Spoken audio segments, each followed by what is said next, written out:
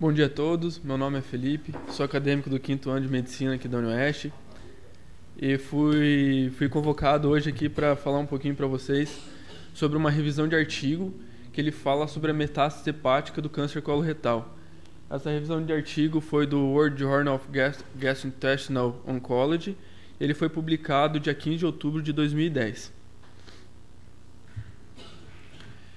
Então, com relação à introdução dessa revisão de artigo, ele relata que 50% dos pacientes que possuem o câncer coloretal, eles vão desenvolver uma metástase hepática.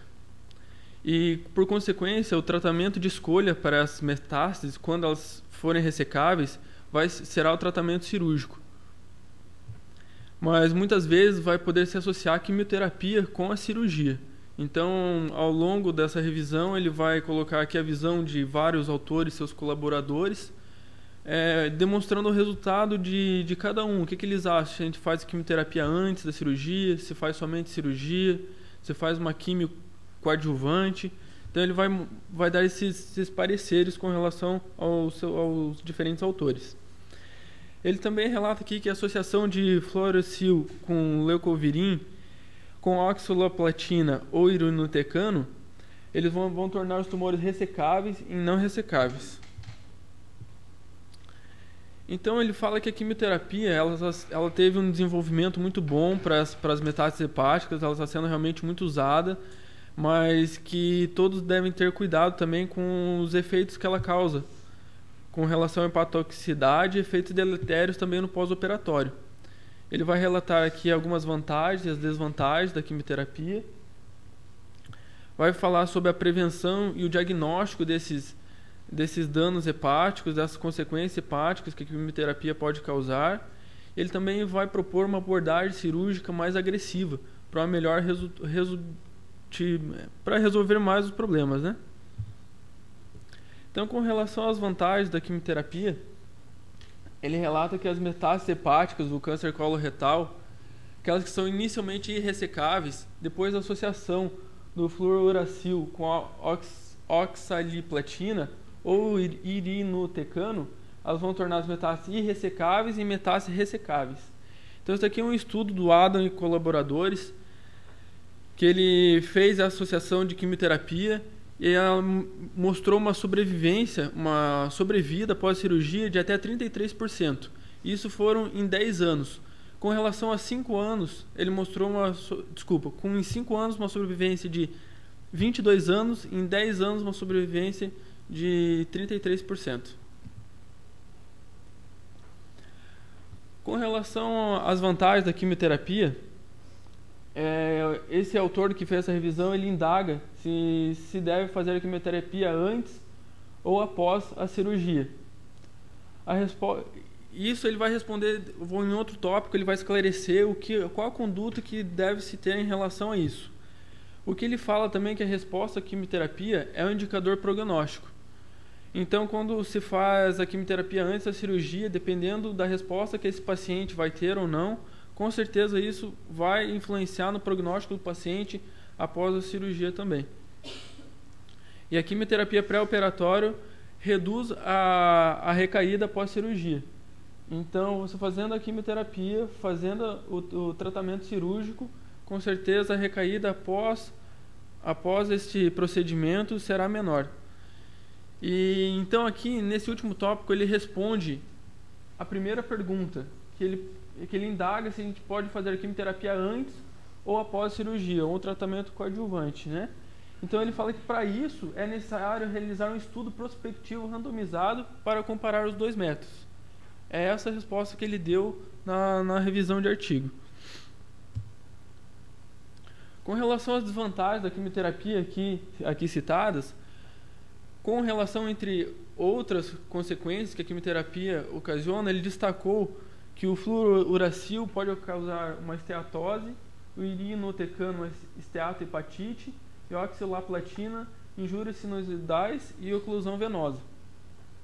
Com relação à lesão hepática associada à quimioterapia e o resultado pós-operatório, alguns autores e seus colaboradores colocaram que a esteatose vai possuir maiores complicações no pós-operatório, e quando houver a esteatohepatite, uma maior mortalidade e, no caso da injúria sinusoidal, terá maiores complicações. Com relação à quimioterapia pré-operatória e os resultados cirúrgicos, então, Carol e colaboradores relataram que a quimioterapia pré-operatória apresentou uma maior morbidade. Já Nordlinger e colaboradores falou que a quimioterapia pré-operatória também é uma maior morbidade. Eles relatam também que o número de ciclos da quimioterapia tem relação com as complicações pós-operatórias. Então, para se fazer a prevenção e diagnóstico dessas injúrias hepáticas relacionadas à quimioterapia. Então, ele propõe aqui um primeiro item relacionado à duração ótima da quimioterapia.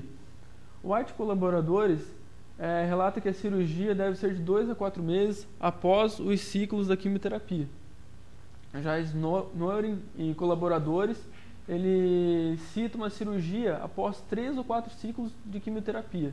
E Carol e colaboradores, 6 ou mais ciclos irão causar uma maior morbidade no paciente. Com relação ao intervalo entre o tempo da quimioterapia e a cirurgia, o Welch e colaboradores fala que os intervalos iguais ou menores que 4 semanas vão apresentar maiores complicações cirúrgicas. Já Cobbett e colaboradores, eles relatam que para minimizar as complicações cirúrgicas é necessário no mínimo 5 semanas de intervalo entre a quimioterapia e o procedimento cirúrgico. Com relação ao diagnóstico da lesão hepática associada à quimioterapia, tem alguns métodos que são utilizados. Entre eles, Nakano e colaboradores, junto com o Takamoto e colaboradores, eles fizeram 2 estudos que foram diferentes, cada um fez um estudo, mas eles chegaram a uma mesma conclusão, que o ICGR-15 ele causa uma injúria sinusoidal e hoje é um importante marcador na injúria hepática após a quimioterapia. Com relação, só para saber o que significa o ICGR, é indocianina guin. Eu creio que fazem injeção dessa substância e é um marcador com relação ao tempo que vai demonstrando com relação a essa lesão hepática associada à quimioterapia. E os outros métodos, a biópsia hepática e a laparoscopia também é o outro método usado para fazer o diagnóstico da lesão hepática. Com relação a essa abordagem cirúrgica que ele propõe para uma melhor resolução da metástases hepáticas vindo do câncer coloretal, então ele expõe aqui algumas fases. Primeiro ele fala que a hepatectomia tem que ser realizada em estágios. O grupo Paul Boese, ele propõe uma hepatectomia em 2 estágios. O primeiro estágio ele vai remover o maior número de metástases possíveis e já para um segundo estágio ele vai fazer uma quimioterapia e cirurgia para aquelas metástases que ainda permaneceram no fígado. Já o grupo Bijon, ele também propõe uma hepatectomia em 2 estágios. Ele fazendo o primeiro estágio, ele resseca o lado esquerdo com a ligadura da veia portal direita. E no segundo estágio, ele faz uma hepatectomia direita. Eles também propõem que a linfadenectomia do pedículo hepático vai propiciar um bom benefício na sobrevida do paciente. E ele também fala que a margem de ressecção microscópica, estudada por Kokudo e colaboradores, que o mínimo aceitável da margem de ressecção foi de 2 milímetros.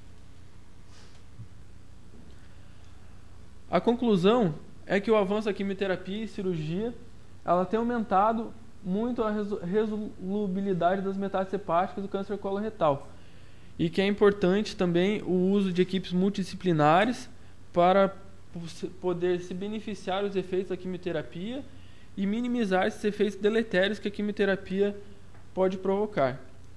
Então, acho que a grande pergunta do artigo, que ele até cita várias vezes, é se deve ser feita a quimioterapia pré-operatória ou adjuvante. E ele dá sempre a mesma resposta para essa pergunta, que tem que ser feito um estudo prospectivo randomizado comparando as 2 estratégias.